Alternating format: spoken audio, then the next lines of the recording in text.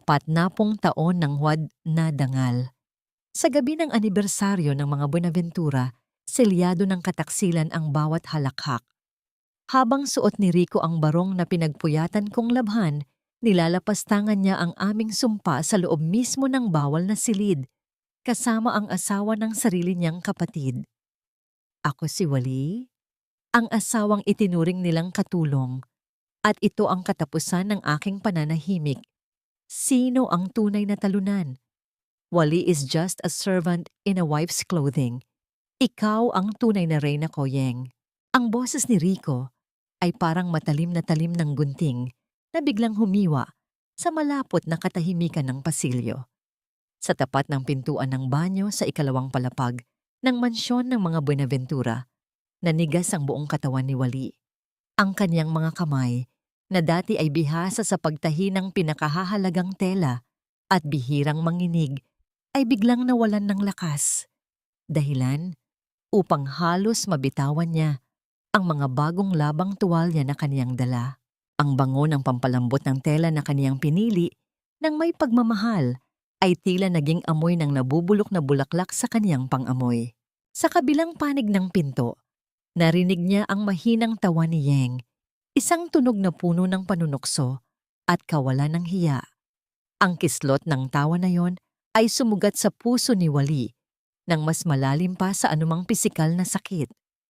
Habang sa ibaba ng mansyon ay maririnig ang masiglang tugtog ng piano at ang hiyawan ng mga panauhing nagdiriwang para sa ika-40 anibersaryo ng kasal ni na Doña Remedios dito sa itaas. Ang pundasyon ng sariling buhay ni Wally ay unti-unti nang naglalaho.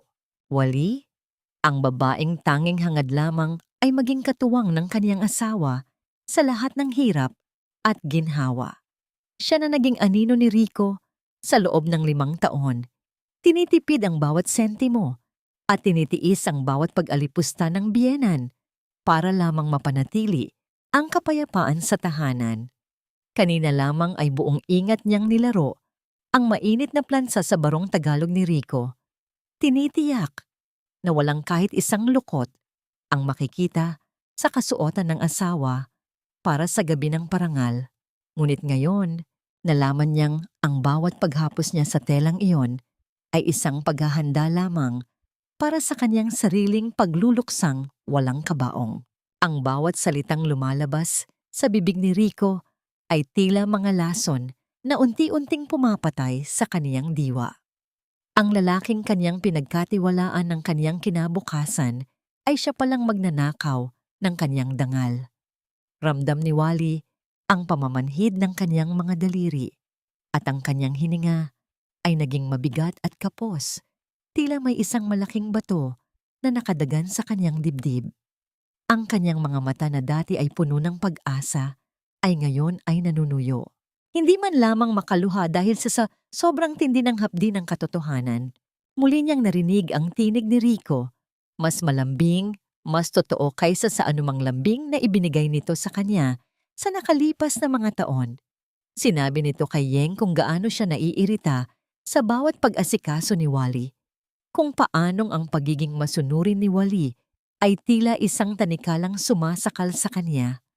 Para kay Rico, si Wally ay hindi asawa, kundi isang kagamitan lamang na kailangang panatilihin para sa imahe ng kanilang pamilya, isang libreng katulong na may titulo ng kasal. Dahan-dahang itinaas ni Wally ang kaniyang kamay patungo sa trangka ng pinto. Gusto niyang sumigaw, gusto niyang itanong kung saan siya nagkulang, kung bakit ang kaniyang pagsakripisyo ay naging basura lamang sa paningin nito. Ngunit bago pa man dumapo ang kanyang mga daliri sa malamig na metal ng doorknob, isang anino ang bumalot sa kanyang likuran. Ang amoy ng mamahaling pabango na hinaluan ng amoy ng insenso ay sapat na upang malaman niya kung sino ang nakatayo sa kanyang likod. Isang malamig na haplos ang naramdaman niya sa kaniyang balikat, hindi upang mag-alo, kundi upang magbabala. Paglingon niya, ang mga mata ni Doña Remedios ay tila dalawang nagbabagang uling sa dilim. Walang bakas ng gulat, bagkus ay puno ng pagbabanta at kapangyarihan. Sa gitna ng musika at kasiyahan sa ibaba, ang katahimikan sa pagitan ng magbiyean ay tila isang hukay na naghihintay na lamunin ang lahat ng natitirang lakas ni Wally. Huwag mong subukang buksan ang pintong yan, Maribel. Ang mahinang bulong ni Doña Remedios na tila huni ng isang ahas. Sa pamilyang ito, ang katotohanan ay hindi mahalaga gaya ng ating pangalan. Manahimik ka o ikaw ang sisiguraduhin kong mawawala sa mundong ito nang walang kahit isang barya. Nanatiling nakatayo si Wally. Ang kanyang kamay ay nakabitin sa pagitan ng kanyang pagnanais na lumaban at ang takot na kanyang kinalakhan. Sa kabilang panig ng pinto ay ang kanyang asawang nagtataksil at sa kanyang likuran ay ang reyna ng mga kasinungalingan. Saan pa siya lulugar sa bahay na itinayo sa ibabaw ng mga pira-pirasong pangarap na siya rin ang nagtahi? Ang bawat hakbang pababa ng hagdan ay tila pagbaba sa sariling kabaong ni Wally. Sa bawat baitang, nararamdaman niya ang mahigpit na pagkakahawak ni Doña Remedios sa kaniyang braso, isang pagkakasakal na nag-iiwan ng mapuputing bakas sa kaniyang balat. Ang mansyon na dati ay itinuring niyang kanlungan ay biglang naging isang malawak na kulungan na gawa sa ginto at marmol. Ang malakas na tawanan ng mga panauhin sa ibaba at ang kalansing ng mga mamahaling baso ay tila mga boses na kumukutya sa kaniyang pagkamulat. Dinala siya ni Doña Remedios sa malawak na kusina, malayo sa paningin ng mga bisita. Doon, sa gitna ng usok ng mga nilulutong pagkain at abalang mga katulong, binitawan siya ng matanda nang may pandidiri. Tiningnan siya nito mula ulo hanggang paa. Ang mga mata ay puno ng mapait na pagpapaalala sa kaniyang pinagmulan. Sinabihan siya ni Doña Remedios na huwag mag-inarte dahil kinuha lamang siya ni Rico mula sa putika ng palengke sa Pampanga. Ang utang na loob na kaniyang pasan ay tila isang bundok na hindi niya kailanman matatapos bayaran. Sabi ng matanda, isang malaking biyaya na ang mapabilang siya sa pamilyang Buenaventura, kaya nararapat lamang na lunukin niya ang kanyang pride para sa dangal ng kanilang apelyido. Walang nagawa si Wally kundi ang tumayo sa gilid ng lababo. Ang kanyang mga kamay, na sanay sa paghawak ng karayom at sinulid, ay nanginginig habang pilit na inaayos ang mga plato. Tiningnan niya ang kanyang mga palad na may mga kalyo mula sa ilang taong pagtatrabaho para sa pamilyang ito. Isang maliit at masakit na ngiti ang sumilay sa kanyang mga labi nang makita niya ang kanyang refleksyon sa isang malinis na kawali. Hindi niya na makilala ang babaeng nasa harap niya. Nasaan na ang masiyahing to may na laging may awit sa labi habang nagtatahi sa gitna ng ingay ng palengke. Pumasok si Rico sa kusina. Suot pa rin ang barong na pinagpuyatan ni Wally. Walang bakas ng pagsisisi sa mukha ng asawa. Tila ba ang nangyari sa itaas ay isang panaginip lamang. Lumapit ito sa kaniya at bumulong, sinabing kailangan nilang lumabas at humarap sa mga tao bilang isang masayang mag-asawa. Sabi ni Rico, "Please, Wally, don't be so dramatic. It was just a mistake, and it won't happen again if you learn how to be a better wife." Ang bawat salita nito ay tila mga pako na ibinabaon sa kanyang puso. Ang kanyang asawa, na kanyang sinasamba, ay tinatrato na lamang siyang isang tau-tauhan na maaaring paikutin sa kanyang mga daliri. Sa kabila ng lahat, nanatiling tahimik si Wally. Ngunit sa loob ng kanyang dibdib, may isang apoy na unti-unting nagliliyab. Isang desisyon ang nabubuo sa kanyang isipan habang nakikinig sa mga utos ng kanyang biyenan. Hindi siya papayag na habang buhay na maging anino sa bahay ng mga sinungaling. Kailangan niyang magplano. Kailangan niyang bawiin ang kanyang sarili. Nang makaalis ang lahat para sa huling bahagi ng parangal sa hardin, mabilis na nagtungo si Wally sa kanilang silid. Ang kanyang layunin ay ang kunin ang kanyang pitaka at ang itinatagong ATM card. Card, kung saan nakaimbak ang kanyang maliit na ipon mula sa mga sideline na tahi noong nakaraang taon. Iyon ang kaniyang tanging pag-asa para makalayo at maibili ng gamot ang kaniyang ina. Ngunit pagbukas niya ng kaniyang bag, ang katahimikan ng silid ay tila naging isang malakas na hiyaw sa kaniyang pandinig. Hinalughog niya ang bawat sulok, itinapon ang mga gamit sa sahig, at pilit na hinanap ang kaniyang itim na pitaka. Wala. Ito. Wala ang kaniyang passbook, wala ang kaniyang mga mahahalagang ID, at higit sa lahat, wala ang kaniyang ATM card. Ang tanging natira sa loob ng bag ay isang piraso ng papel na may sulat kamay ni Rico. Isang malamig na kilabot ang gumapang sa kanyang buong katawan nang mabasa ang nakasulat doon. Ang kanyang huling sandata para sa kalayaan ay tila kinuha na rin sa kanya bago pa man siya makahakbang palabas. Napatitig si Wally sa kawalan. Ang kanyang hininga ay naging mabilis at mababaw. Kung wala ang kanyang pera, kung wala ang kaniyang mga dokumento, paano siya makakatakas? Paano siya mabubuhay sa labas ng mga pader na ito? Ang kaniyang mga mata ay napako sa bintana kung saan tanaw ang masayang selebrasyon sa ibaba. At doon niya napagtanto na ang kaniyang pagkakakulong ay hindi lamang pisikal, kundi isang masalimuot na bitag na matagal nang inihanda para sa kanya. Ang bawat buntong hininga ni Wally sa loob ng madilim na silid ay tila isang liham na isinusulat sa hangin. Mga salitang walang patutunguhan at walang makikinig. Sa gitna ng katahimikan, ang kaniyang kanang kamay ay dahan-dahang humaplos sa kaniyang puson, isang bahagi ng kaniyang katawan na nananatiling hungkag at puno ng pait. Tila bumalik ang lamig ng gabing iyon 3 taon na ang nakalilipas, ang gabi kung kailan ang kaniyang mga pangarap ay dumanak kasama ng dugong umagos sa kaniyang mga binti, habang siya ay abala sa pananahi ng daan-daang uniporme. Naalala ni Wally kung paano siya nagpakaalipin sa makina, hindi para sa kaniyang sarili, kundi upang bayaran ang mga pagkakamali ni Rico na tinawag nitong bad investments. Sa bawat tusok ng karayom sa tela noon, unti-unti palang tinutusok din ang buhay ng sanggol sa kaniyang sinapupunan. Nang mawala ang bata, ang tanging sinabi ni Rico ay baka hindi pa ito ang tamang panahon dahil magiging pabigat lamang ang isang sanggol sa kanilang binabayarang utang.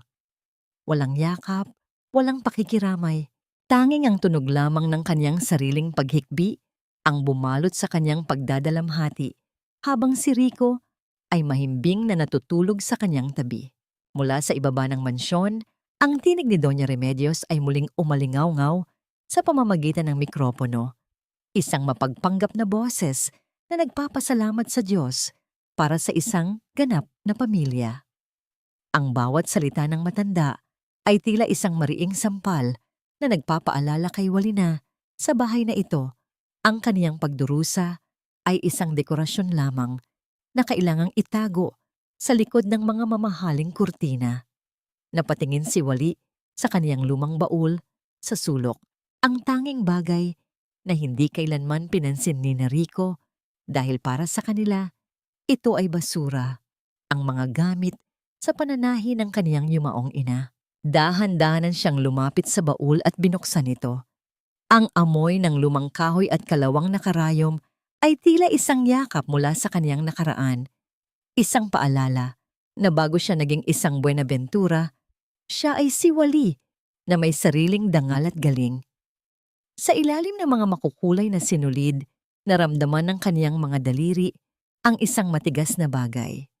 Ang kaniyang lumang cellphone na matagal na niyang hindi ginagamit, ang kinitang pambili ng gamot ng kaniyang ina na itinago niya para sa oras ng matinding pangangailangan. Sa gitna ng kaniyang pag-aalinlangan, ang screen ng cellphone ay biglang nagliwanag. Ang asul na liwanag nito ay tumama sa kaniyang mukha na namumubugto ang mga mata. Isang mensahe ang pumasok mula sa isang numerong hindi niya inaasahan. Hindi ito mula sa kaniyang ina at lalong hindi mula sa kaniyang mga kaibigan sa palengke. Ang pangalang nakasulat sa screen ay nagpatigil sa tibok ng kaniyang puso ng ilang saglit. Alam ko ang ginagawa nila sa itaas, Wali. Hindi ka nag-iisa sa dusa na ito. Magkita tayo sa likod ng hardin pagkatapos ng party. Huwag kang gagawa ng ingay. Ang mensahe ay mula kay Tomas, ang asawa ni Yeng, na lagi ring itinuturing na hangin sa loob ng mansyon. Ang kanyang mga kamay ay nanginginig habang binabasa ang bawat titik. Sa unang pagkakataon, sa loob ng 5 taon, tila may isang taong nakakita sa kanyang mga sugat. Ngunit kasabay ng pag-asang iyon ay ang isang malaking katanungan na bumabalot sa kanyang isipan. Bakit ngayon lang? At ano ang tunay na motibo ng lalaking gaya niya na nanatiling tahimik sa loob ng mahabang panahon habang ang kanyang asawa ay unti-unting ninanakaw ang lahat kay Wali? Ang silidaklatan ni Rico ay kasing lamig ng kaniyang pakikitungo kay Wali sa nakalipas na mga taon. Dito, sa loob ng 4 na sulok na ito na bawal niyang pasukin nang walang pahintulot, matatagpuan ang mga lihim na pilit itinatago ng pamilyang Buenaventura sa likod ng mga nakahilerang aklat na hindi naman binabasa. Habang ang tunog ng sayawan sa hardin ay unti-unti nang humihina at napapalitan ng malamig na ihip ng hangin, ang bawat tibok ng puso ni Wali ay tila isang tambol na nagbababala sa kanyang dibdib. Ang kanyang mga kamay ay nangangapa sa ibabaw ng mesa, naghahanap ng anumang katibayan na magpapatunay na ang kanyang buhay ay hindi lamang isang mahabang panaginip ng pagtataksil. Sa ilalim ng isang tumpok ng mga lumang resibo at dokumento ng kumpanya, nakita ni Wali ang isang asul na folder na nakatago sa pinakailalim ng drawer. Pagbukas niya nito, ang bawat pahina ay tila isang punyal na muling bumabaon sa kaniyang pagkatao. Nakasulat doon ang kaniyang pangalan sa malalaking titik, waling-waling manalastas. May mga dokumento ng pautang mula sa isang kooperatiba sa Pampanga at ang kabuuang halaga ay sapat na upang bumuhay ng isang buong pamilya sa loob ng maraming taon. Ang pirma sa ibaba ay kamukhang-kamukha ng kaniyang sariling lagda. Isang masining na panggagaya na tanging ang isang taong matagal nang nakamasid sa bawat galaw niya ang makakagawa ng ganoon kaperpekto. Ngunit ang mas masakit na katotohanan ay ang nakasulat na layunin ng utang na yon. Hindi ito para sa pangarap nilang maliit na tindahan ng mga gamit sa bahay na laging binabanggit ni Rico kapag gusto nitong humingi ng pasensya sa kanya. Ang mga resibo ng deposito at transfer slip ay direkta patungo sa isang account na nagngangalang Wise Beauty and Wellness. Isang malamig na pakiramdam ang lumukob sa buong katawan ni Wali. Ginamit siya ni Rico bilang isang panangga, isang sakripisyo upang matustusan ang marangyang buhay at negosyo ni Yeng. Habang siya ay nagtitiis sa kakarampot na allowance na ibinibigay sa kanya at nagsusuot ng mga lumang damit na galing pa sa kaniyang pagkadalaga, ang asawa ng kaniyang bayaw ay namamayagpag sa karangyaan gamit ang perang nakapangalan sa kanya at kailangan niyang bayaran sa hinaharap. Ang kaniyang mga daliri ay humigpit sa papel. Tila gusto niyang lamukutin ang kasinungalingang ito hanggang sa maging abo. Naramdaman niya ang init ng mga luhang hindi na niya napigilan. Pumatak ang mga ito sa puting papel at unti-unting binura ang bahagi ng kanyang huwad na lagda. Ang bawat sentimong inutang ni Rico gamit ang kanyang pangalan ay tila mga tanikalang unti-unting sumasakal sa kanyang leeg. Tinitiyak na hindi siya makakaalis, na mananatili siyang bilanggo sa utang na hindi naman siya ang nakinabang. Ang pagtataksil ay hindi lamang pala sa laman at damdamin, kundi isang masilan at planadong pagnanakaw sa kaniyang kinabukasan. Sa gitna ng kaniyang pighati at ang nanginginig na paghinga, isang tunog ang bumasag sa katahimikan ng silid. Narinig ang marahang pagpihit ng trangka ng pinto, isang tunog ng bakal na nagkikiskisan na tila isang babala. Ang liwanag mula sa pasilyo ay biglang pumasok sa madilim na silid at kasabay nito ang paglitaw ng isang aninong pamilyar na pamilyar kay Wally. Nakatayo sa pintuan si Rico. Ang kaniyang barong ay medyo gulo-gulo na at ang kaniyang mga mata ay naniningkit sa galit nang makita ang asawang may hawak ng mga lihim na dokumento. Ang katahimikan sa pagitan nila ay tila isang lubid na unti-unting napapatid at sa mga mata ni Rico, walang bakas ng pag-ibig o pag-aalala. Tanging ang takot ng isang magnanakaw na nahuli sa akto. Ang bawat segundo ng kanilang pagtitigan ay tila isang siglo ng pait, habang ang hawak-hawak ni Wally na papel ay ang siyang magdidikta kung magtatapos ba ang gabing ito sa pananahimik o sa isang pagsabog na wawasak sa lahat. Ano sa tingin mo ang ginagawa mo, Wally? Akala mo ba ay makakatakas ka sa mga obligasyon mo sa pamilyang ito sa pamamagitan ng pakikialam sa mga bagay na hindi mo naman naiintindihan? Ang boses ni Rico ay hindi bakas ng pagkagulat o takot, kundi isang malamig na inis na tila ba si Wally ang nagkasala. Dahan-dahan niyang isinara ang pinto ng silid-aklatan. Ang tunog ng trangka na bumaba ay tila hudyat ng kaniyang pagpako sa kinalalagyan ni Wally. Lumapit siya ng may mabibigat na hakbang. Ang kaniyang anino ay lumaki at lumukob sa nangangatog na katawan ng asawa. Marahas niyang hinablot ang mga papel mula sa kamay ni Wally. Ang matalim na gilid ng folder ay bahagyang humiwa sa balat ng kaniyang daliri. Ngunit hindi iyon naramdaman ng babae dahil sa tindi ng pait sa kaniyang dibdib. Bakit, Rico? Bakit kailangang gamitin mo ang pangalan ko para sa negosyo ni Yeng habang ako ay pinagkakaitan ninyo kahit ng pambili ng gamot ng nanay ko? Ang tinig ni Wally ay gumaralgal. Isang pagsusumamo na hinaluan ng poot. Namatay ang anak natin dahil sa pagtatrabaho ko para pambayad sa mga utang mo. Pero ang totoo pala, pinapakain mo lang ang luho ng ibang babae. Isang nakabibinging katahimikan ang namayani. Ngunit ang mga mata ni Rico ay biglang nagdilim. Sa halip na yakap o pagsisisi, ang kanyang mukha ay namula sa galit dahil sa pagkabisto ng kanyang baho. You don't understand anything, Wally. This is business. Isang hamak na tumay ka lang sa palengke bago kita pinulot, kaya huwag kang umasta na parang may alam ka sa pananalapi. You should be grateful. Kung hindi dahil sa apelyidong Buenaventura na ibinigay ko sa iyo, baka hanggang ngayon ay namamalimos ka pa rin sa kalsada. Kasunod ng kanyang mga salita, ang tunog ng palad na tumama sa pisngi ni Wally ay tila isang pagsabog sa gitna ng kanyang pandinig. Ang kanyang ulo ay humampas sa gilid ng mesa at naramdaman niya ang malapot na lasa ng dugo sa loob ng kanyang bibig. Ang hapdi ng kanyang pisngi ay walang-wala kumpara sa hapdi ng kanyang puso na sa sandaling iyon ay tuluyan ng nadurog. Ang lalaking kaniyang pinag-alayan ng kaniyang kabataan at bawat patak ng pawis ay nagawa siyang saktan nang dahil sa isang kasinungalingan. Hindi pa man siya nakakabangon, bumukas muli ang pinto at pumasok ang figura ng kaniyang biyenan. Si Doña Remedios ay tila isang estatwa ng yelo, walang emosyon habang nakatingin sa kanyang manugang na nakasalampak sa sahig. Walang awa sa kanyang mga mata, tanging ang hangaring protektahan ang kanilang huwad na dangal.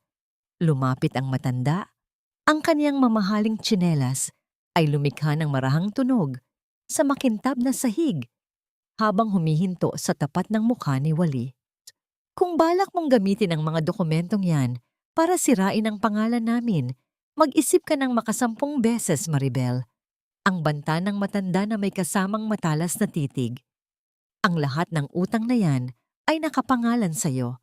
Kapag iniwan mo ang asawa mo, ikaw ang hahabulin ng mga bangko at kooperatiba. Ikaw ang mabubulok sa kulungan dahil sa estafa habang kami ay mananatiling malinis sa paningin ng mundo. Stay where you belong. At least may pagkain ka pa sa lamesa. Iniwan nila si Wally na mag-isa sa dilim ng silid. Ang kanyang mukha ay nakalapat sa malamig na sahig. Ang bawat salita ni Doña Remedios ay tila mga tanikalang bakal na lalong humihigpit sa kanyang leeg. Ramdam ni Wally ang kanyang sariling luha na humahalo sa dugo sa kanyang labi. Isang lasa ng pagkatalo na tila wala ng katapusan. Sa gitna ng kanyang pag-iisa, isa lamang ang katanungang paulit-ulit na humihiwa sa kanyang isipan. Mayroon pa nga bang puwang ang katotohanan sa isang bahay na itinayo sa ibabaw ng mga pira-pirasong buhay ng mga inapi? Ang bawat ihip ng hanging gabi sa hardin ng mga Buenaventura ay tila isang malamig na haplos sa namamagang pisngi ni Wally. Ang amoy ng Dama de Noche na dating nagbibigay sa kanya ng kapanatagan ay tila naging amoy na ngayon ng isang lamay. Nakaupo siya sa isang lumang bangko sa ilalim ng puno ng mangga, malayo sa mga ilaw ng mansyon habang pinapakiramdaman ang bawat pintig ng kirot sa kaniyang mukha at sa kaniyang dangal. Ang kaniyang mga mata ay nakapako sa dilim, naghahanap ng kahit munting liwanag sa gitna ng kaniyang kawalan ng pag-asa. Isang marahang pag-apak sa mga tuyong dahon ang bumasag sa katahimikan, ang tunog ng mabibigat na sapatos na papalapit sa kinalalagyan niya. Hindi na kumilos si Wally. Wala na siyang lakas na matakot pa kung sakaling bumalik si Rico upang lalong saktan siya. Ngunit nang tumigil ang mga hakbang, ang aninong nakatayo sa kaniyang harap ay hindi ang asawang mapangapi, kundi ang lalaking kasing tahimik niya sa loob ng bahay na yon, si Tomas. Nakatayo si Tomas na may hawak na maliit na baso ng tubig. Ang kanyang mukha na laging may bakas ng pagod sa pagmamaneho ng truck ay puno ngayon ng isang malalim na pakikiramay. Walang imik niyang iniabot ang tubig kay Wally. At nang mahawakan ng babae ang baso, naramdaman niya ang panginginig ng kaniyang sariling mga daliri. Naupo si Tomas sa dulo ng bangko, pinanatili ang sapat na distansya, ngunit ang kaniyang presensya ay tila isang matibay na pader na pansamantalang humaharang sa kaniyang mga kaaway. Alam ko ang nararamdaman mo, Wally. Ang panimula ni Tomas, ang kaniyang boses ay paos at puno ng pait. Hindi lang ikaw ang nagbubulag-bulagan sa bahay na ito. Matagal ko nang alam na ang asawa ko at ang kuya ko ay may sariling mundo sa likod nating dalawa. Tumingin si Wally kay Tomas. Ang kaniyang mga mata ay tila nagtatanong kung paano nito nagagawang manatiling kalmado sa kabila ng ganitong kataksilan. Ipinaliwanag ni Tomas na kaya siya nananatiling tahimik ay dahil wala siyang sapat na katibayan noon at dahil sa kaniyang pagmamahal sa kanilang pamilya. Ngunit nang makita niya ang ginawang pananakit ni Rico kay Wally, napagtanto niyang ang pananahimik ay kasing sama na rin ng pagkakasala. Sinabi ni Tomas na si Rico ay hindi lamang nagtataksil sa kanya bilang asawa, kundi nagtataksil din ito sa kumpanyang pinagtatrabahuhan nito. Mula sa kanyang bulsa, inilabas ni Tomas ang isang maliit na folder na kanyang kinuha mula sa kanyang truck. Doon ay nakatago ang mga kopya ng inventory report mula sa bodega na pinamamahalaan ni Rico.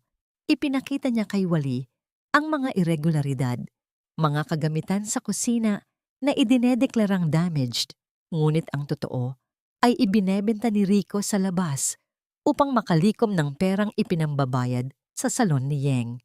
Ang bawat pahina ay isang katibayan ng pagnanakaw at panloloko na hindi kayang takpan ng anumang apelyido o relihiyon. Ito ang sandata mo, Wally. Ang bulong ni Tomas, ang kaniyang mga mata ay tila nagliliyab sa determinasyon. Hindi lang utang ang ibabaon nila sa iyo, kundi pati ang iyong buhay. Huwag mong hayaang ikaw ang magbayad sa mga kasalanang sila ang gumawa. Sa unang pagkakataon sa gabing iyon, nakaramdam si Wally ng isang munting alab ng pag-asa. Ang kanyang mga kamay na dati ay para sa pananahi lamang ay humigpit sa folder. Tila ito na ang sinulid na magbubuklod sa kanyang kalayaan. Nagpasalamat siya kay Tomas, hindi lamang sa tubig o sa dokumento, kundi sa pagpapatunay na hindi siya nag-iisa sa kanyang pakikipaglaban. Ang kanyang puso na tila bato na sa pait ay nagsimulang tumibok muli para sa isang layunin, ang pagbawi sa kanyang ninakaw na dangal. Ngunit ang kanilang pag-uusap ay biglang naputol ng maramdaman ni Wally Ang isang kakaibang pakiramdam, tila may mga matang nakatingin sa kanila mula sa itaas. Dahan-dahan niyang inangat ang kaniyang paningin patungo sa balkonahe ng ikalawang palapag. Doon, sa gitna ng anino ng mga haligi, nakatayo ang isang figura ng babaeng nakasuot ng seda. Ang kaniyang mahabang buhok ay tinatangay ng hangin habang nakamasid sa bawat galaw ni Nawali at tumas sa dilim. Ang kislap ng mga mata ni Yeng mula sa itaas ay tila isang babala na ang bawat hakbang ni Nawali ay hindi magiging madali. Ang kaniyang nakakalokong ngiti na bahagyang nasisinaga ng liwanag mula sa loob ng mansyon ay nagpahiwatig na ang lihim na alyansa ni Nawali at Tomas ay natuklasan na, bago pa man ito, tuluyang magbunga, at sa bahay na ito, ang bawat nalaman ng kaaway ay nangangahulugan ng isang mas matindi at mas mapanganib na ganti. Ang bawat sulok ng silid na naging saksi sa kaniyang 5 taong pananahimik ay tila lumiliit at sumasakal kay Wali. Matapos ang pakikipagtagpo kay Tomas sa hardin, alam niyang wala na siyang oras na dapat sayangin. Ang kislap ng mga mata ni Yeng mula sa balkonahe ay sapat na babala na ang kanyang bawat galaw ay itatala at gagamitin laban sa kanya. Hindi na siya nagabala pang tumingin sa mga mamahaling hiyas o mga damit na nakasabit sa malawak na aparador, mga bagay na kahit kailan ay hindi naman tunay na naging kaniya. Ang tanging mahalaga ay ang kaniyang hinaharap na nakatago sa ilalim ng kaniyang kama. Dahan-dahan niyang kinaladkad palabas ang lumang baul ng kaniyang ina, ang mahabang pag-ungol ng tuyong kahoy sa ibabaw ng makintab na sahig ay tila isang daing ng kaniyang sariling kaluluwa. Sa loob nito, maingat na nakabalot sa isang lumang kumot, ay ang kaniyang makinang panahi, ang kaisa-isang bagay na nagdudugtong sa kanyang tunay na pagkakakilanlan. Ang bawat bahagi ng makinang iyon, mula sa mabigat na bakal na apakan hanggang sa kinakalawang na gulong, ay may dalang alaala ng pawis at pagsisikap. Ito ang makinang bumuhay sa kanya noon, at ito rin ang makinang magpapalaya sa kanya ngayon. Habang maingat niyang itinatali ang kanyang mga gamit, naramdaman ni Wali ang bigat ng kanyang bawat hininga. Ang bawat tusok ng karayom na kanyang naranasan sa loob ng mansyong ito ay tila nag-iwan ng permanenteng marka sa kanyang puso. Ngunit sa pagkakataong ito, hindi siya lalabas bilang isang biktima. Ang kanyang mga mata ay wala ng bakas ng luha, tanging ang tuyong pait at ang matigas na determinasyon na hindi na muling magpaalipin. Binuhat niya ang mabigat na makina. Ang kaniyang mga kalamnan ay nanginginig sa bigat, ngunit ang kaniyang espiritu ay tila lumilipad na palabas ng mga pader na iyon. Nang marating niya ang malawak na pintuang bakal sa harap ng mansyon, ang tanging tunog na bumabasag sa katahimikan ng hating gabi ay ang marahang paghila ng kaniyang mga paa sa semento. Ang gate ay tila isang dambuhalang halimaw na naghihintay na lumunok sa sinumang mangangahas na lumabas. Ngunit bago pa man niya mahawakan ang trangka, ang liwanag mula sa isang malakas na sulo ay tumama sa kanyang mukha. Dahilan upang mapapikit siya ng bahagya. Nakatayo sa gitna ng daanan si Rico. Ang kaniyang mga kamay ay nakapamulsa at ang kaniyang mukha ay puno ng isang mapang-uyam na ngiti. Walang galit sa kaniyang boses, kundi isang uri ng kumpiyansa na tila ba sigurado siyang hindi makakahakbang si Wali palabas. Tumingin siya sa lumang makina na buhat-buhat ni Wali at bahagyang tumawa, isang tunog na puno ng panghahamak. Saan mo balak dalhin ang basurang yan, Wali? Ang tanong ni Rico. Ang boses niya ay malambing ngunit may dalang kamandag. Akala mo ba ay madali lang ang mabuhay sa labas? You are nothing without the Buenaventura name. Isang tomay na ang puhunan ay lumang bakal, inggit at gutom lang ang aabutin mo sa labas, at baka bukas o sa makalawa ay gumagapang ka pabalik dito para humingi ng pagkain. Hindi sumagot si Wali. Hinigpitan lamang niya ang kapit sa kanyang makina hanggang sa bumaon ang bakal sa kanyang palad. Ngunit hindi doon tumigil si Rico. Humakbang ito palapit at bumulong ng diretso sa kanyang tainga. Isang banta na nagpatigil sa takbo ng kanyang mundo. Sinabi ni Rico na gagamitin niya ang lahat ng kanyang koneksyon upang tiyaking walang sinuman sa buong Pampanga o kahit sa Maynila ang tatanggap sa kanya bilang mananahi. Sisiguraduhin nitong ang kaniyang pangalan ay magiging kasing dumi ng basahan at bawat pintong kakatukan niya ay sarado bago pa man siya makapagsalita. Ang bawat salita ni Rico ay tila isang pader na itinatayo sa harap ng kaniyang kalayaan. Habang nakatayo si Wally sa pagitan ng gate at ng asawang nais siyang wasakin, naramdaman niya ang malamig na haplos ng kawalang katiyakan. Ang kaniyang pangarap na makapagsimulang muli ay tila isang manipis na sinulidilid na anumang sandali ay maaaring maputol ng gunting ng kapangyarihan ni Rico. Paano niya lalabanan ang isang kaaway na may kakayahang patayin ang kaniyang hanapbuhay bago pa man ito muling isilang? Ang bawat patak ng ulan na humahagupit sa kaniyang balat ay tila mga malamig na karayom na nagpapaalala kay Wally na siya ay gising na mula sa isang mahabang panaginip. Sa gitna ng madilim na kalsada, malayo sa nagtataasang pader ng mansyon, ang kaisa-isang tutunog na kaniyang naririnig ay ang sarili niyang mabigat na paghinga at ang marahas na paghampas ng tubig sa kaniyang balikat. Ang mabigat na makinang panahina kaniyang buhat-buhat ay tila ba nagiging bahagi na ng kaniyang sariling katawan. Mabigat, masakit, ngunit kailangang dalhin hanggang sa dulo.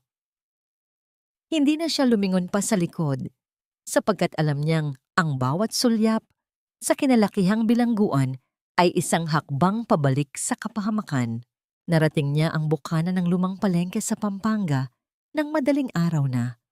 Ang amoy ng basang lupa, malansang isda at mga sariwang gulay ay tila isang pamilyar na yakap na sumalubong sa kanya. Dito siya nagsimula at dito rin niya napiling muling isilang. Sa ilalim ng isang sira-sirang tolda, nakita niya ang isang matandang babaeng abala sa pag-aayos ng mga tumpok ng bulaklak. Si Aling Rosa, ang matandang tindera na dati ay madalas niyang tahiin ang mga punit na apron, ay napahinto sa kanyang ginagawa nang makita ang basang-basang figura ni Wally. "Diyos ko, Wally! Anong yan nangyari sa'yo, anak?" Ang boses ni Aling Rosa ay puno ng pagkabigla at pag-aalala. Agad nitong binitawan ang mga hawak na rosas at kumuha ng isang tuyong sako upang ipatong sa nanginginig na balikat ng babae. Walang salitang lumabas sa bibig ni Wally, tanging ang marahang pagtungo at ang mahigpit na pagkakahawak sa kaniyang makina. Sa mga sandaling iyon, ang katahimikan ni Wally ay nagsasalita ng mas malakas kaysa sa anumang paliwanag. Alam ni Aling Rosa ang pait ng buhay at hindi na ito nagtanong pa. Inalalayan niya ang babae patungo sa kanyang maliit na silid sa likod ng pwesto ng mga bulaklak. Sa loob ng maliit na espasyong yon na amoy sampagwita at lumang papel, dahan-dahang inilapag ni Wally ang kaniyang makina. Ang bawat bahagi ng bakal ay kaniyang pinunasan ng tuyong basahan ng may labis na pag-iingat.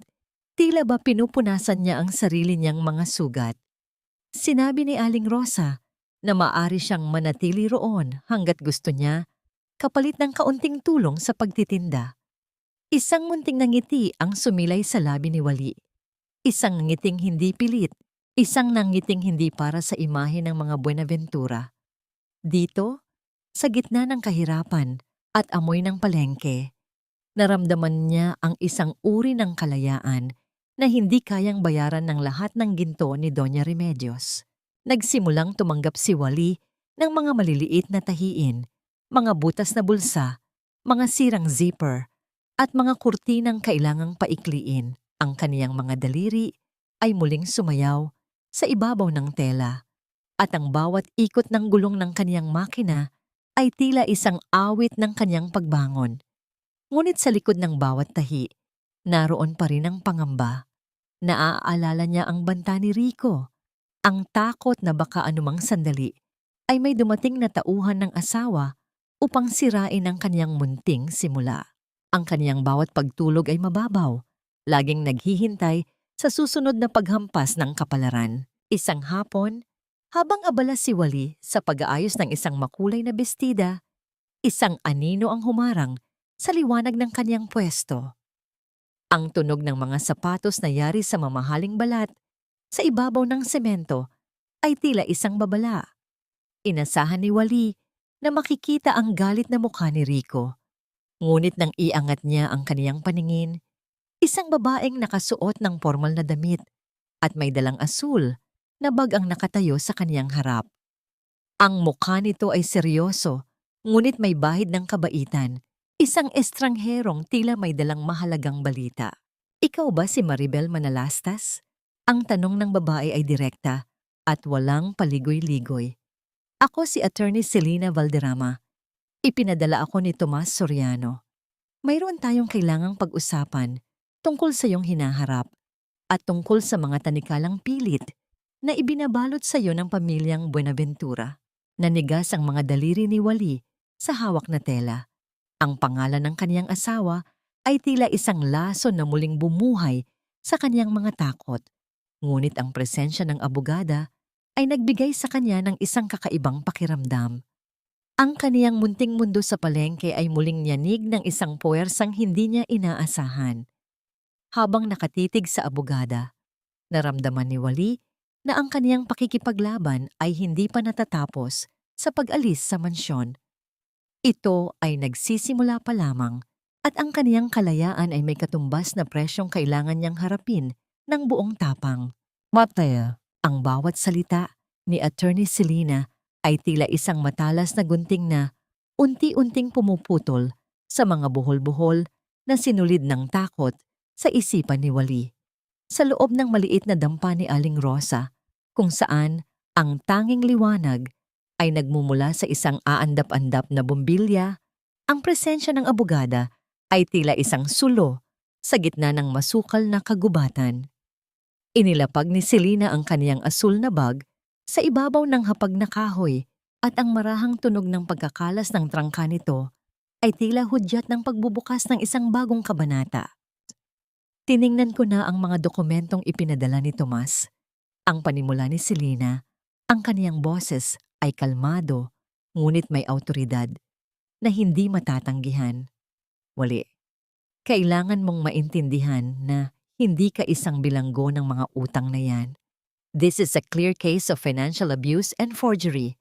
Ang pirma mo sa mga loan documents ay peke at meron tayong sapat na ebidensya mula sa mga audit reports ni Tomas para patunayang ginamit ang pangalan mo sa panlilinlang. Napatitig si Wally sa mga papel na inilatag ng abogada sa harap niya. Ang mga dokumentong dati ay tila mga hatol ng kamatayan ay ngayon ay tila nagbabago ng anyo sa kaniyang paningin. Ipinaliwanag ni Selena na sa ilalim ng batas, ang anumang kontratang nilagdaan sa pamamagitan ng panloloko ay walang bisa. Hindi kailangang mabulok ni Wally sa kulungan at lalong hindi niya kailangang bayaran ang mga luho ni Yeng. Ang bawat salita ng abogada ay tila isang malamig na tubig na ibinuhos sa kaniyang nag-aapoy na kalooban, nagbibigay ng isang uri ng kaginhawaan na matagal na niyang hindi nararamdaman. Naramdaman ni Wally ang bigat ng kaniyang hininga. Ngunit sa pagkakataong ito, hindi ito dahil sa takot, kundi dahil sa pag-asang nagsisimulang sumibol sa kaniyang puso. Naalala niya ang bawat paghamak ni Doña Remedios, ang bawat sampal ni Rico, at ang bawat gabing ginugol niya sa pag-iyak habang ang kaniyang mga pangarap ay unti-unting dinudurog.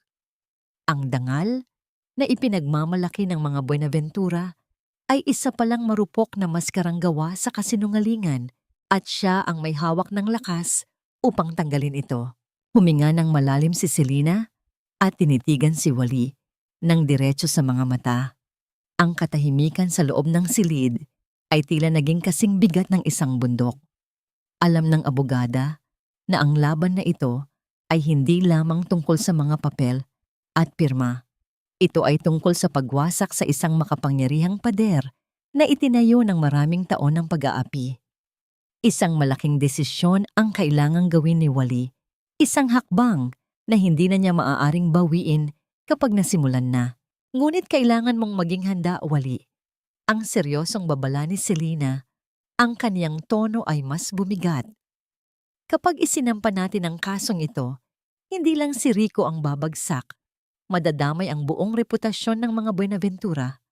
Ang pangalang iniingatan ni Doña Remedios nang higit pa sa kanyang sariling buhay ay madudungisan sa harap ng buong probinsya. Handa ka na bang wasakin ang huwad na dangal na naging kulungan mo sa loob ng 5 taon? Nanatiling tahimik si Wally. Ang kanyang mga daliri ay marahang humahaplos sa kinakalawang na bahagi ng kanyang makinang panahi. Sa kanyang isipan, naglalaro ang mukha ng kanyang ina, ang alaala ng kanyang nawalang anak, at ang bawat patak ng pawis na kanyang ibinigay para sa mga taong walang ginawa, kundi maliitin siya. Ang katanungan ni Selena ay tila isang huling tahi sa isang mahabang kasuotan ng pagtitiis. Habang ang tunog ng ulan sa labas ay unti-unting humihina, ang apoy sa loob ng mga mata ni Wally ay tila lalong nagniningas, isang hudyat na ang tumay na dati ay tumatahi lamang ng mga sirang damit, ay handa na ngayong tahiin ang sarili niyang hustisya. Ano man ang maging kapalit nito, ang bawat sulok ng Y-Beauty and Wellness Salon ay nagniningning sa ilalim ng mga dambuhalang lusing pinalamutian ng mga kristal. Isang karangyaan na itinayo mula sa mga pira-pirasong pangarap na ninakaw mula kay Wally. Sa gitna ng halimuyak ng mga mamahaling kemikal at pabango, nakaupo si Yeng sa kanyang selyang gawa sa balat ng hayop habang tinitingnan ang kanyang sariling refleksyon sa malawak na salamin. Ngunit sa kabila ng kanyang mamahaling ayos, ang kanyang mga mata ay hindi mapakali. Tila may aninong kanina pa sumusunod sa kanyang bawat galaw. Ang katahimikan sa loob ng establishmento ay nabasag ng marahan. Ang pagbatingaw ng maliit na kampanang tanso sa itaas ng pintong bubog, hudyat ng pagdating ng isang delivery. Isang lalaking nakasuot ng uniforme ang pumasok na may dalang isang dambuhalang lagay ng mga bulaklak, mga sariwa at nagniningning na waling-waling. Ang bango ng mga orkidya ay agad na humalo sa amoy ng salon. Isang amoy na tila ba may dalang mensahe mula sa nakaraan na pilit nilang ibinabaon sa limot. Dahan-dahang kinuha ni Yeng ang maliit na sobreng nakasabit sa pagitan ng mga talulot. Habang binubuksan niya ang papel, naramdaman niya ang biglang pagbilis ng tibok ng kanyang puso. Ang kanyang mga daliri na may perpektong manicure ay bahagyang nanginig nang mabasa ang ilang salitang nakasulat sa isang eleganteng sulat kamay. Ang bawat tahi ay may dulo, at ang bawat utang ay may paniningil. Malapit na ang anihan, Yeng. Wala pang ilang minuto ay pumasok si Rico sa salon. Ang kanyang mukha ay maputla at ang kanyang mga mata ay puno ng pagod at kaba. Hindi pa man siya nakakalapit, ay marahas na ipinakita sa kanya ni Yeng ang sulat. Ang kanyang boses ay mataas at puno ng panunumbat. Rico, what is this? Akala ko ba ay kontrolado mo na si Wally? Akala ko ba ay wala na siyang lakas na lumaban? Bakit nakakatanggap ako ng ganitong mga pagbabanta sa mismong negosyo ko? Ang mukha ni Rico ay lalong namutla habang binabasa ang mensahe. Sinubukan niyang pakalmahin si Yeng, ngunit ang kaniyang sariling boses ay gumaralgal. Sinabi niya na baka guni-guni lamang ito o gawa ng mga taong naiinggit sa kanilang tagumpay. Ngunit ang pagtatalo nila ay lalong nag-alab ng ungkatin ni Yeng ang tungkol sa mga nawawalang pondo mula sa kanilang joint account. Isang malaking halaga na ayon kay Rico ay ginamit niya para ayusin ang mga audit sa kumpanya, ngunit hinala ni Yeng ay itinatago nito para sa sarili. Ang pagtitiwala na dati ay nagbubuklod sa kanilang dalawa sa paggawa ng masama ay unti-unti nang nagkakaroon ng malalalim na lamat. Ang kislap ng galit sa mga mata ni Yeng ay tila isang apoy na handang tupukin ang lahat ng kanilang pinaghirapan. Habang nagpapalitan sila ng mga masasakit na salita, at mga akusasyon ng pagtataksil sa isa't isa. Ang bawat sigaw ay tila isang pako na lalong nagpapatatag sa bitag na inihanda ni Wally para sa kanila. Sa gitna ng kanilang mainit na pagtatalo, biglang tumunog ang telepono ni Rico sa kaniyang bulsa. Isang mahaba at paulit-ulit na panginginig na tila isang hudyat ng panganib. Nang tingnan niya ang screen, ang kaniyang hininga ay tila napatid.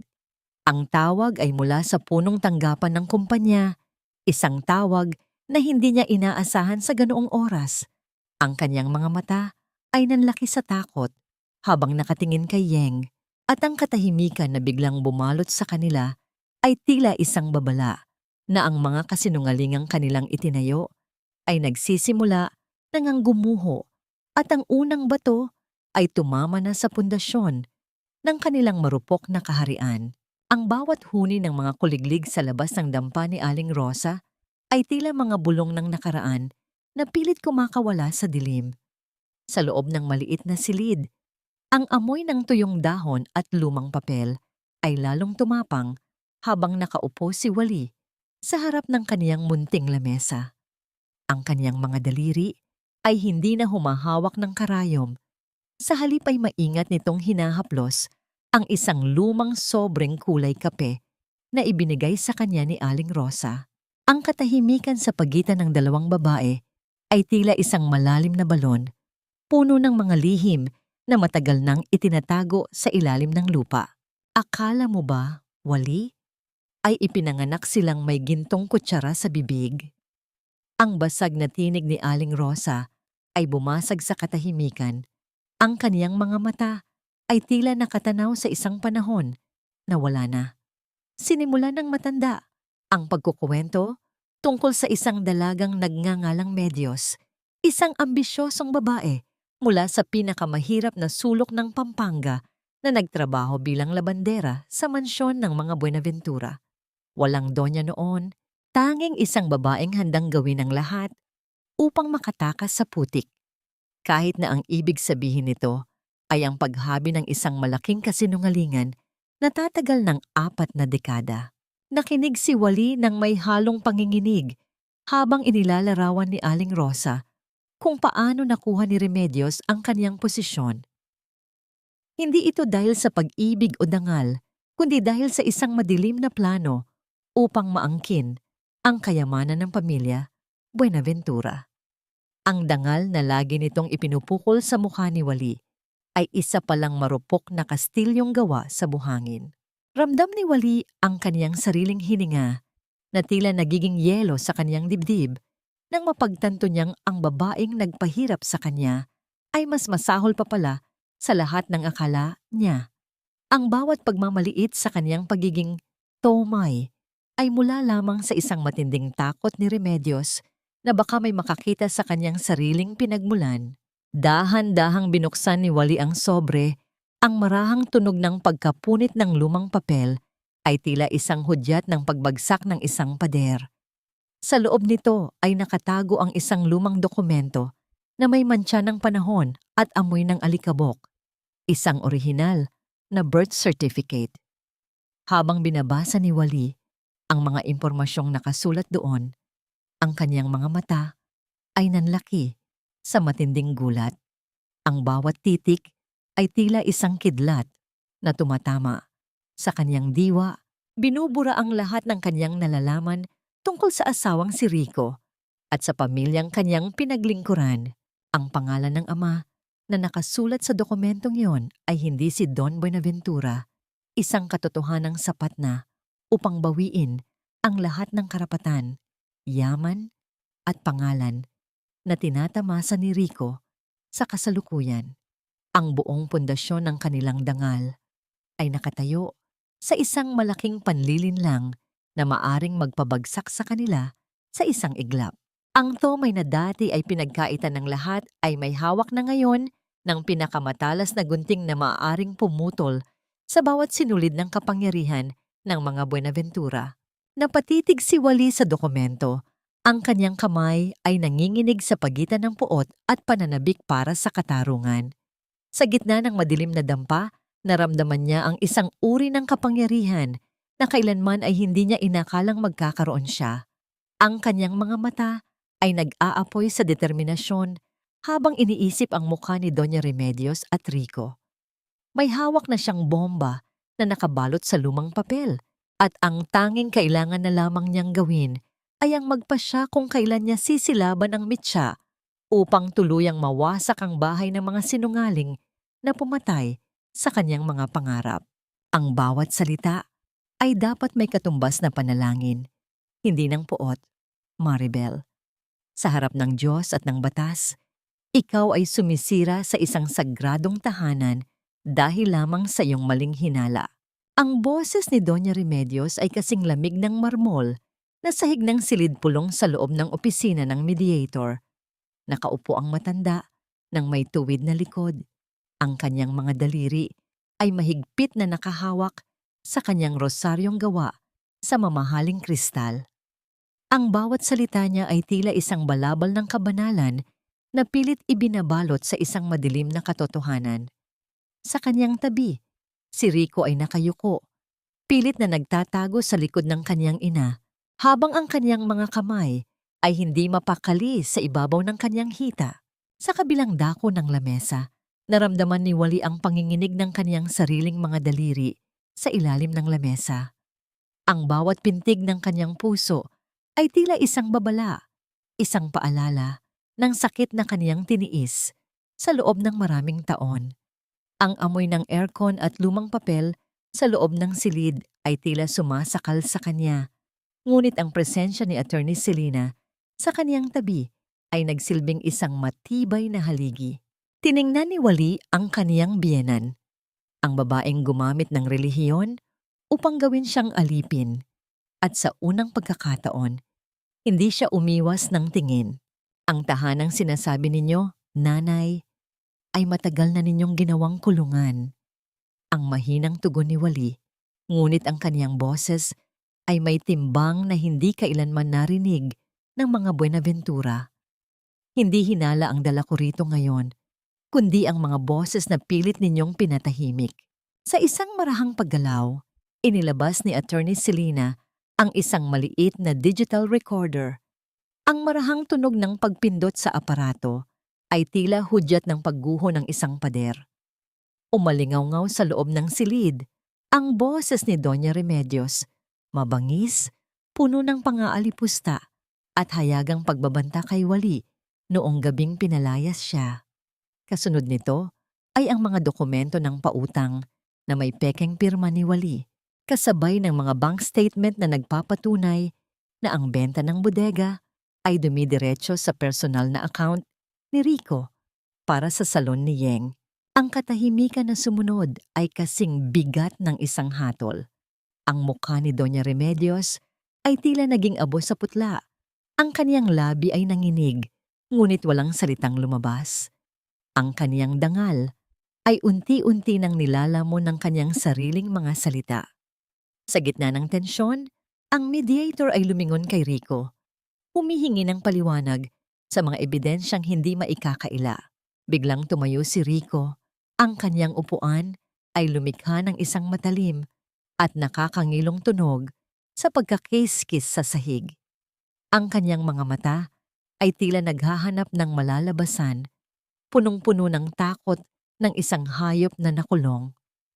Tumingin siya sa kaniyang ina, pagkatapos ay kay Wally, at sa huli ay sa mga dokumentong nakalatag sa lamesa. Sa isang hindi inaasahang pagkilos, ang kaniyang mukha ay namula, hindi sa hiya, kundi sa isang desperadong pagnanais na iligtas ang sarili. Hindi ko ginusto ang lahat ng ito. Si Yeng ang nagtulak sa akin. Ang biglang sigaw ni Rico, ang kanyang boses ay gumaralgal sa pagitan ng galit at takot. Siya ang humihingi ng pera para sa salon.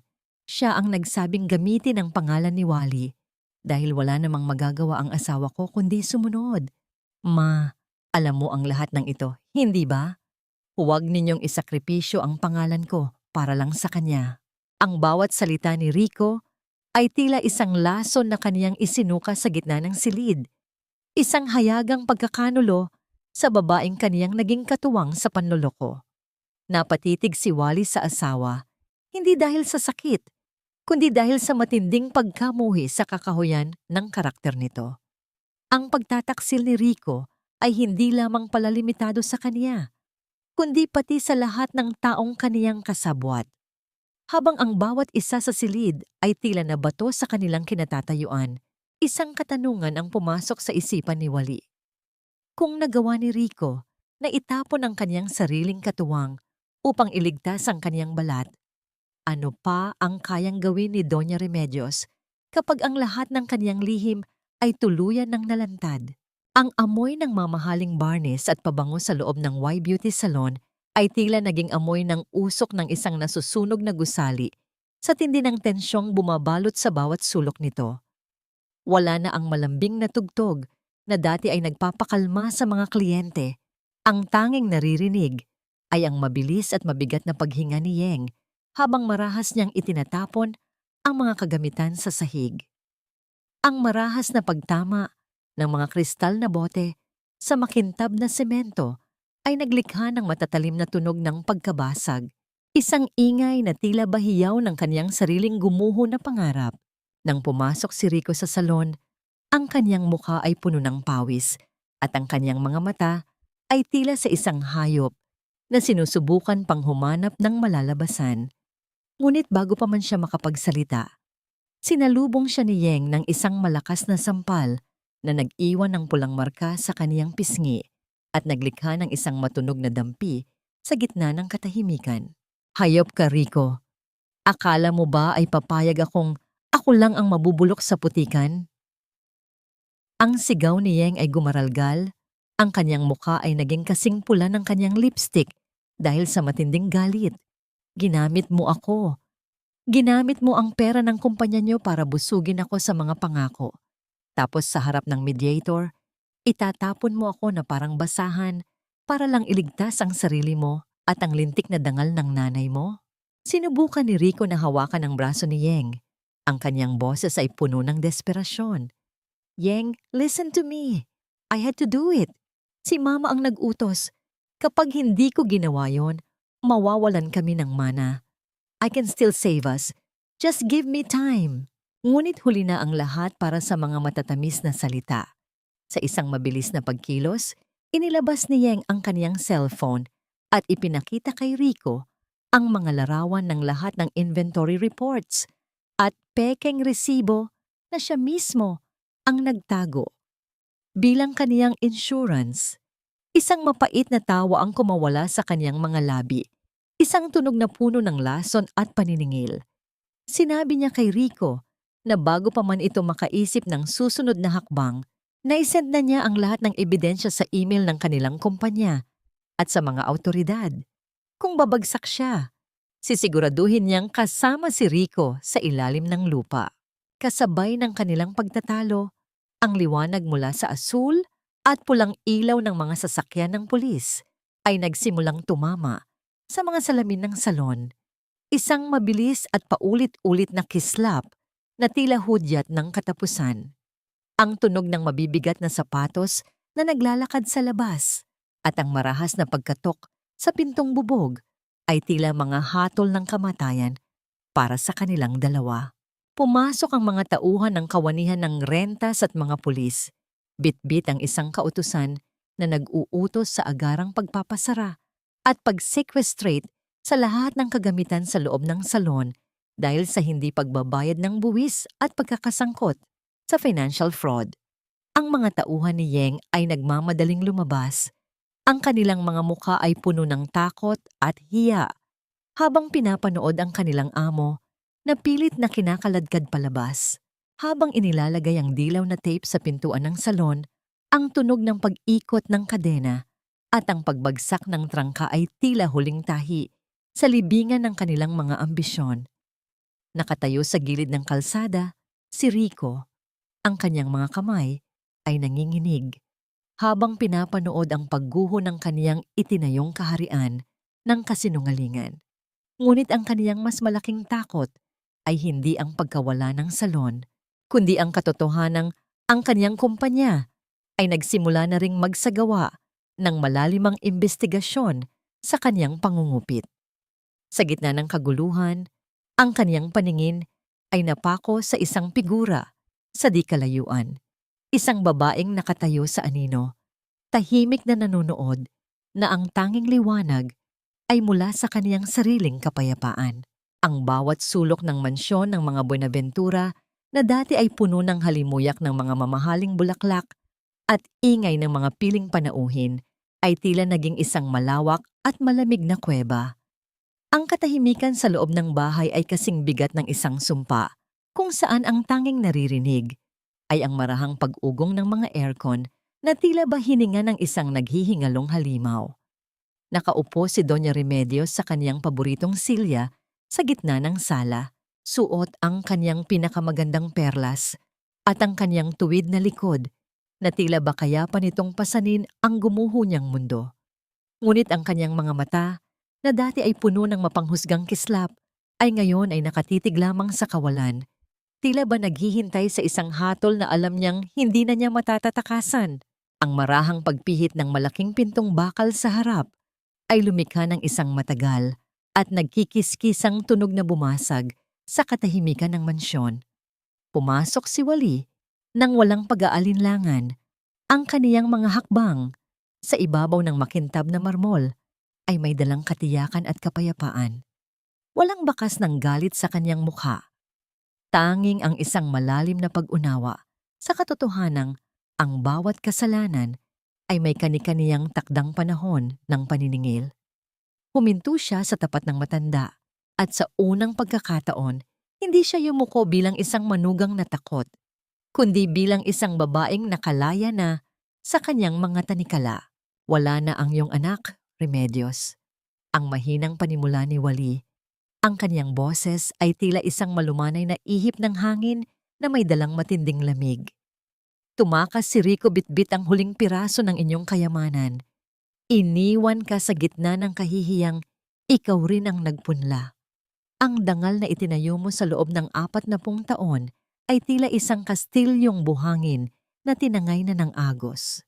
Isang mapait na tawa ang kumawala sa mga labi ni Doña Remedios.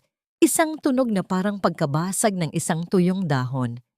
Akala mo ba ay natalo mo ako, Maribel? Isang to may nagaling sa palengke? Kahit anong mangyari, ako pa rin ang asawa ni Don Buenaventura.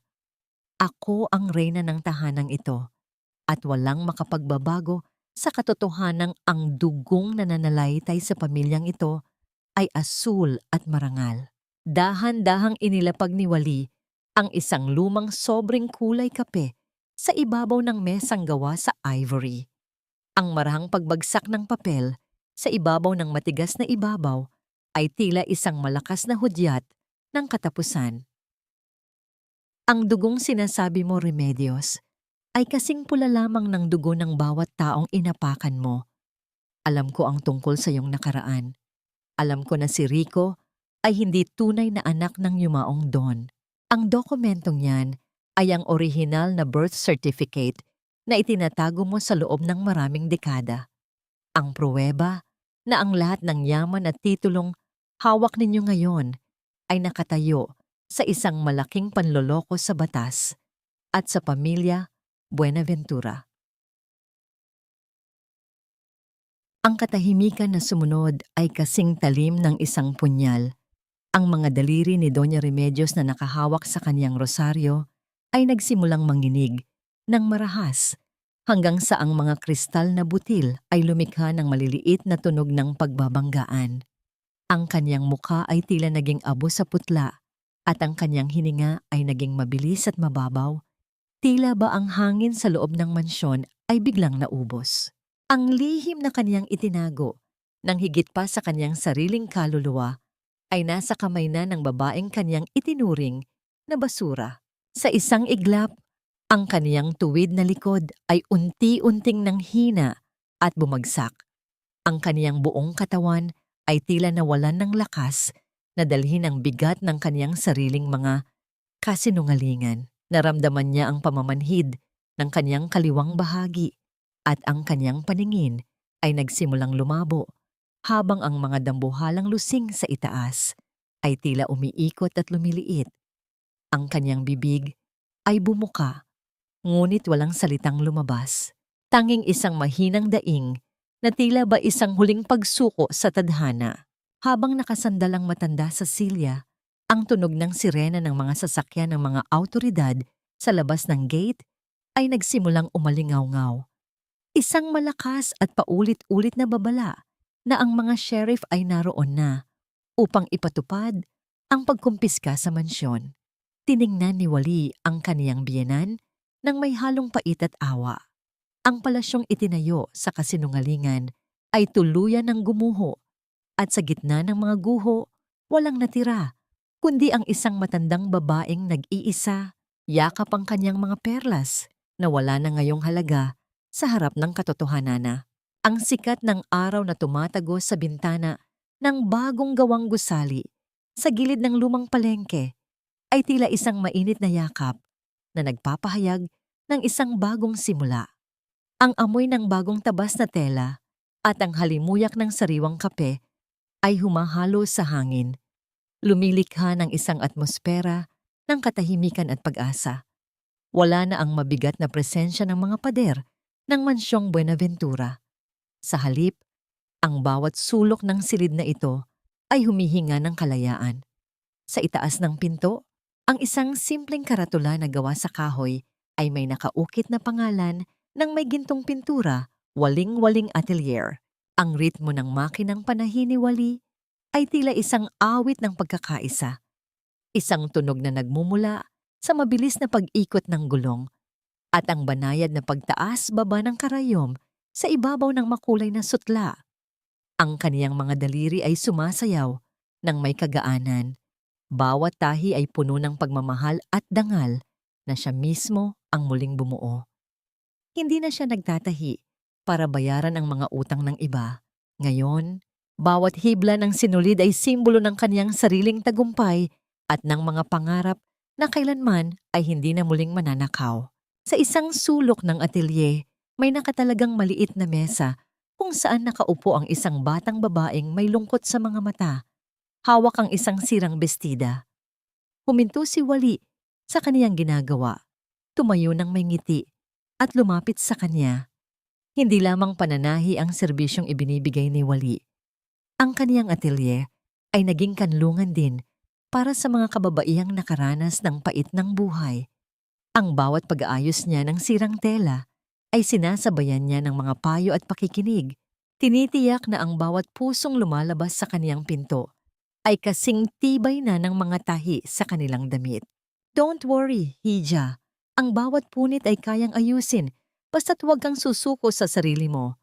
Ang mahinang bulong ni Wally habang hinahaplos ang balikat ng babae. Sa mga sandaling iyon, naramdaman ni Wally na ang kaniyang sariling paghilom ay nagiging ganap sa pamamagitan ng pagtulong sa iba. Ang kaniyang Thome heart ay mas malawak na ngayon kaysa dati. Punong-puno ng pag-unawa na ang tunay na kagandahan ay nagmumula sa mga pilat na matapang na hinarap. Habang papalubog ang araw, ang marahang pagtunog ng kampanilya sa pinto ay naghudyat ng pagdating ng isang huling panauhin. Ang tunog ng mabibigat na sapatos sa ibabaw ng sahig na gawa sa kahoy ay pamilyar na sa kaniyang pandinig. Isang tunog na hindi nagdadala ng takot, kundi ng isang tahimik na kapanatagan. Pumasok si Tomas, ang kaniyang mukha ay maaliwalas na at wala na ang bakas ng pagod mula sa nakaraan. May dala siyang isang lagay na naglalaman ng pinakasariwa at pinakamagandang bulaklak ng waling-waling na tila ba nagniningning sa ilalim ng dapit hapon. Para sa pinakamatapang na babaeng kilala ko, ang sabi ni Tomas. Ang kaniyang boses ay puno ng katapatan at paghanga. Inilapag niya ang mga bulaklak sa ibabaw ng lamesa ni Wally at ang bango ng mga ito ay agad na bumalot sa buong atelier. Ang pagtingin nila sa isa't isa ay puno ng isang malalim na pag-unawa. Isang pag-unawa ng dalawang kaluluwang kapwa dumaan sa apoy ng kataksilan at ngayon ay dahan-dahang bumabangon ng magkasama.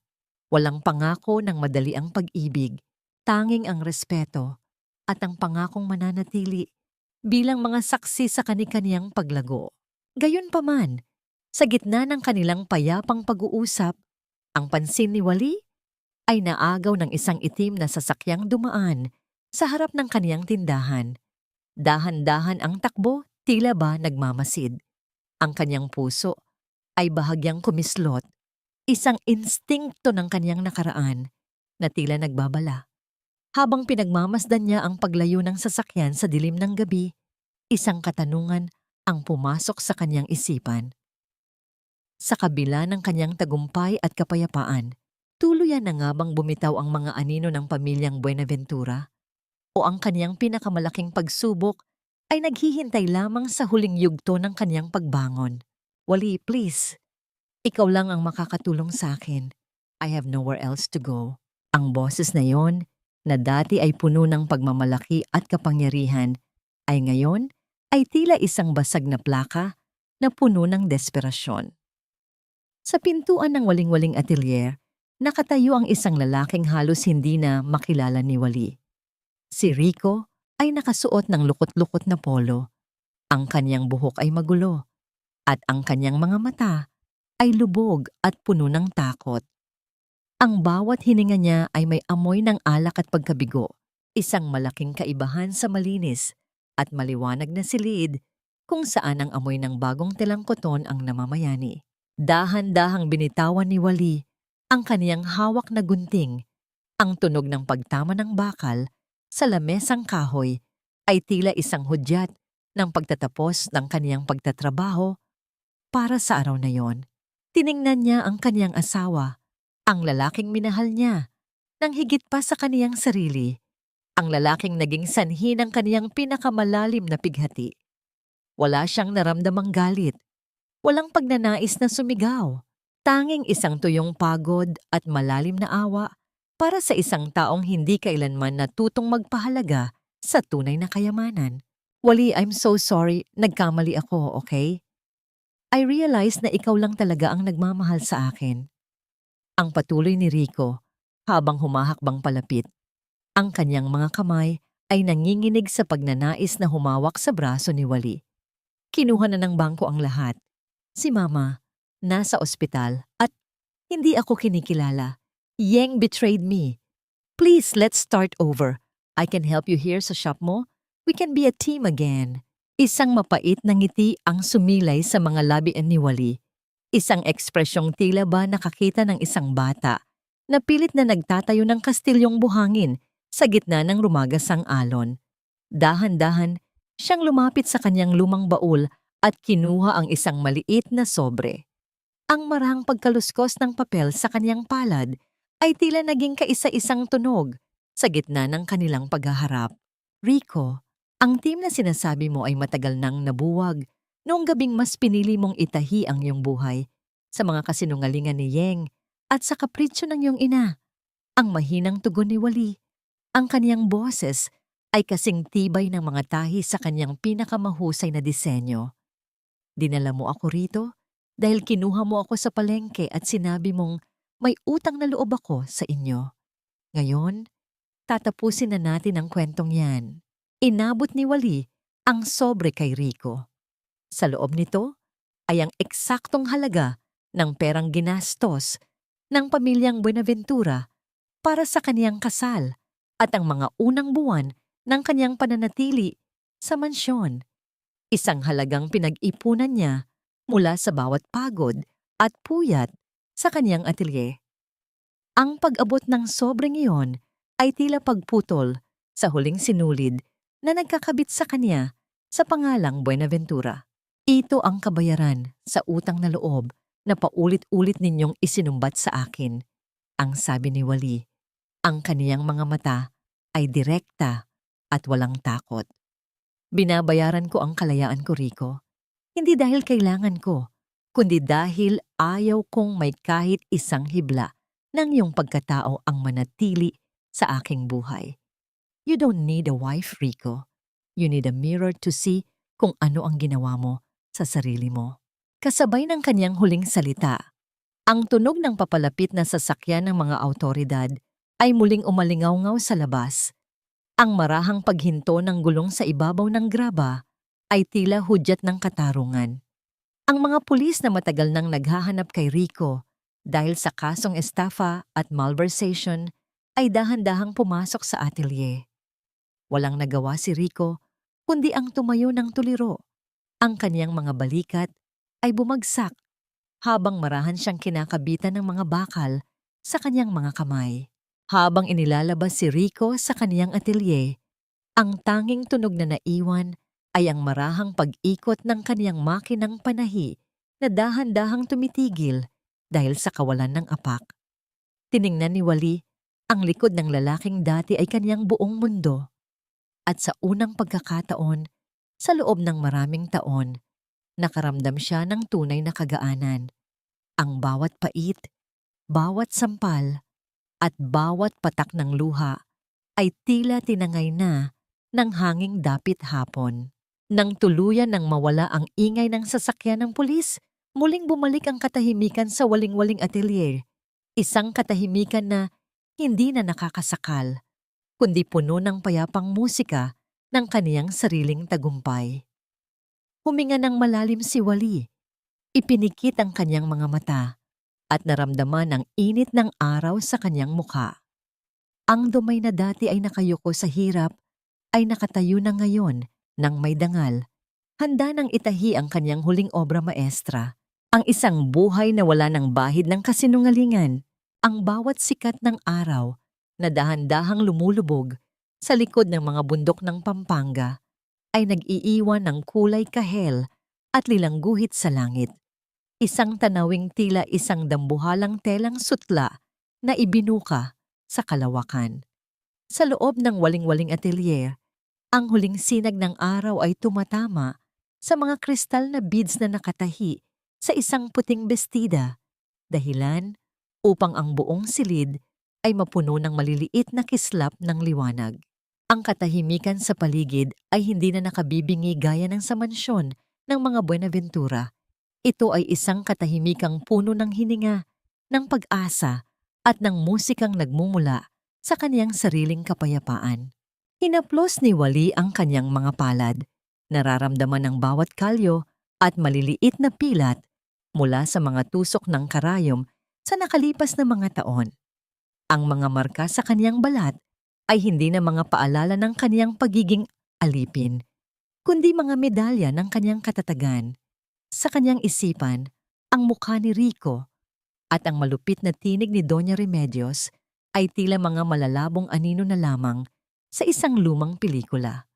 Nalaman niya kamakailan na ang mansyon ay tuluyan ng naisubasta at si Remedios ay nananatili sa isang tahimik na pasilidad para sa mga may karamdaman, nag-iisa sa kaniyang mga gunitang wala nang nakikinig.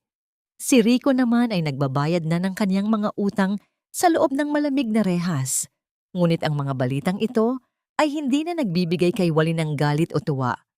Tila ba ang mga ito ay mga pahina ng isang aklat na kaniyang natapos ng basahin at tuluyan ng naisara. Tapos na ang shift natin, Wally. You should rest na. Kanina ka pa nakatitig sa telang yan. Ang marahang tinig ni Tomas na bumasag sa kaniyang malalim na pag-iisip. Nakatayo si Tomas sa pintuan. May dalang-dalawang tasa ng mainit na kape na ang usok ay dahan-dahang sumasayaw sa hangin. Ang kaniyang nangiti ay tila isang malumanay na ihip ng hangin na nagbibigay ng kapanatagan sa puso ni Wally. Sa nakalipas na mga buwan, si Tomas ay nanatiling isang matatag na haligi, isang kaibigang nakakaintindi sa kaniyang katahimikan at rumerespeto sa kaniyang espasyo. Hindi nila kailangang madaliin ang anumang bagay. Ang sugat ng kataksilan ay malalim, ngunit ang dahan-dahang paghilom sa piling ng isang taong tunay na nagpapahalaga sa iyo ay isang biyaya na kaniyang buong pusong tinatanggap. I'm okay, Tomas. Just thinking how far we've come. Ang tugon ni Wally habang tinatanggap ang tasa, ang init nito ay gumagapang sa kaniyang mga daliri. Sino ang mag-aakalang ang to may na tinatapon-tapon lang noon ay heto na ngayon? Tinatahi ang sarili niyang tadhana? Because you're a fighter, Wally. And look at your shop. It's more than a business. It's a home for people like us. Ang sabi ni Tomas nang may halong paghanga. Uminom si Wally ng kape at tumingin sa labas ng bintana.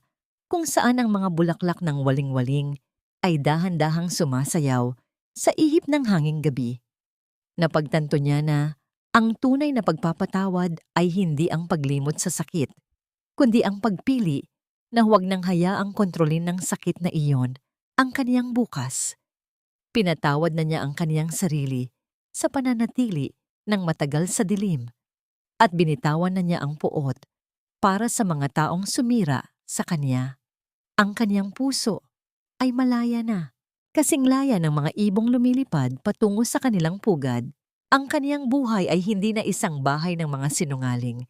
Ang bawat tahi, bawat sinulid at bawat disenyong lumalabas sa kaniyang mga kamay ay testimonya ng katotohanan na ang isang babae ay may kakayahang bumangon mula sa putik at maging kasing ningning ng pinakamahal na orkidya. Ang tunay na dangal ay hindi matatagpuan sa isang sikat na apelyido o sa dami ng perlas sa leeg. Ito ay nakaukit sa katapatan ng iyong puso at sa lakas mong tumayo pagkatapos mong madapa ng paulit-ulit. Habang dahan-dahang pinapatay ni Wally ang mga ilaw sa atelier, ang tanging naiwang liwanag ay ang mula sa buwan na tumatama sa kaniyang huling obra maestra. Ang kaniyang buhay ay isa ng ganap na kasuotan, puno ng kulay, may mga tahi ng pagdurusa, ngunit mas pinatibay ng pagmamahal sa sarili at tunay na kapayapaan.